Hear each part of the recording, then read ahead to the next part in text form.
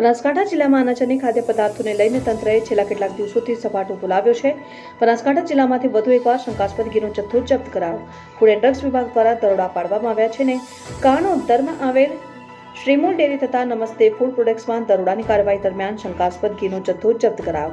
લગભગ 53 લાખ રૂપિયાની કિંમતના 8,200 કિલો ઘીના શંકાસ્પદ જથ્થાને જપ્ત કરાયો, જેમાં શ્રીમૂલ ડેરીમાંથી 6,354 કિલોગ્રામ શંકાસ્પદ ઘી 41.86 લાખ રૂપિયાની કિંમતનું જપ્ત કરાયું, જ્યારે નમસ્તે ફૂડ પ્રોડક્ટ્સમાં પરવાનગી મેળવ્યા વિના જ ઘીનું ઉત્પાદન કરવામાં આવતું હતું, જ્યાંથી 1,754 કિલોગ્રામ ઘીનો શંકાસ્પદ જથ્થો ફૂડ વિભાગે જપ્ત કર્યો। બંને સ્થળોના મળીને 9 જેટલા સેમ્પલને લઈને વધુ તપાસ માટે લેવાયા।